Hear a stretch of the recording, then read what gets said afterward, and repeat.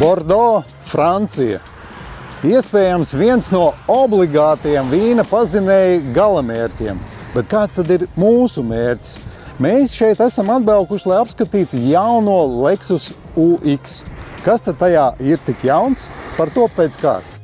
2018. gadā debitējušais UX ir Lexus mazākais crossovers Eiropā. Pie pieklājīgas 2,64 metru riteņu bāzes tas pat nesasniedz 4,5 metru garumu un tādējādi nav lielāks par Toyota Corolla sedanu.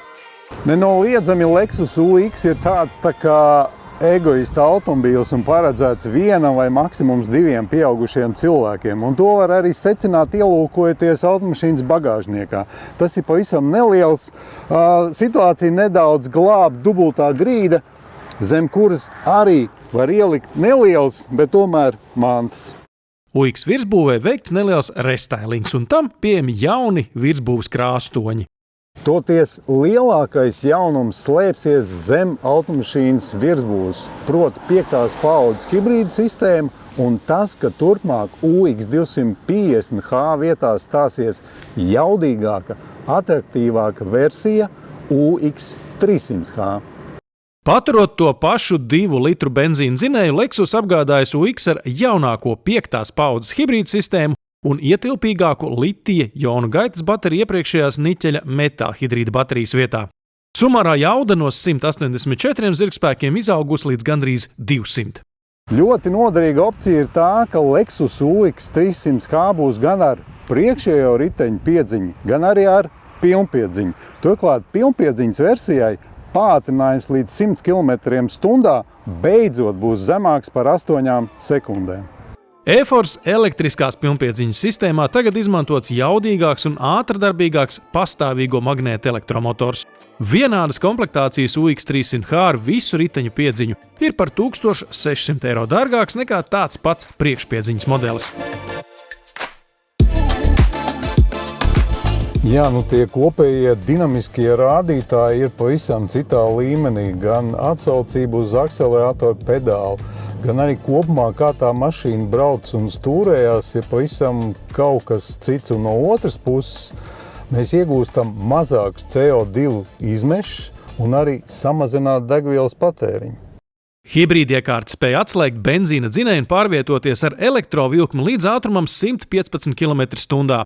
Ja to atļauj braukšanas apstākļi. Pašuzlādes hibrīdam tas ir iespaidīgs rādītājs. Ne tikai pātrinājums, bet tādas kopējās braukšanas sajūtas ir pavisam citā līmenī. Jo atgādināšu, ka Lexus UX 300H hibrīda sistēmas pamatā strādā jau 2 litru benzīna motors. Lexus UX 300H vidējais degvielas patēriņš ir nedaudz virs 5 litriem uz 100 km. CO2 izmeši zemāki par 120 gramiem uz kilometru. Jā, pati braukšana ir tāda patiešām izveicīga un kreatīva. Un jāpatur prātā, ka Lexus UX apgriešanās rādījus ir tikai 5,2 metri. Tas nozīmē, ka kaut kādā pilsētas vidē tas automobīls patiešām jutīsies kā zivs ūdenī. Arī crossovera interjers ir pilnveidots. Priekšā uzstādīts standarta 12,3 colu virtuālais mērskalu panelis un automašīnu iespējams komandēt arī ar balsi, izmantojot Hey Lexus asistentu. Teiksim tā, šeit viss mums ir pazīstams un ierasts daudz pogu. Tad mums standarta versijā nāk 8 colu ekrāns un pa papildus samaksu mēs varam dabūt jau 12 colus, kāds ir arī mūsu automobīlī. Izšķirtspēja ļoti solīda, un tas pats arī attiecās uz atpakaļskata kameras attēlu. Līdztekus auduma, sintētiskās un īstas ādas salona apdarē turpmāk būs pieejams arī pilnībā vegāns risinājums. Tātad pilnībā bez dabīgās ādas izmantoja tikai sintētiskus materiālus. Vēl viena interesanta nianse attiecībā uz automašīnas dizainu ir tā, ka atpakaļskata spoguļiem iekšējā mala turpmāk būs nekrāsota plasmas.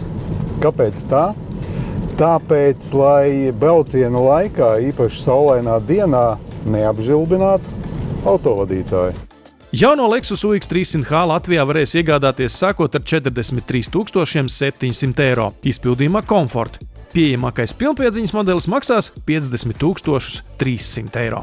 Skaidrs, ka Latvijā kotējās tāds izmērs, kas sākās no Lexus NX un Lexus RX. Tomēr Lexus UX 300H burvība slēpjās tajā, kad arī šeit salīdzinoši mazā formātā var saņemt tieši tās pašas vai līdzīgas tehnoloģijas, ko mēs varam ieraudzīt arī augstāk stāvošos Lexus modeļos.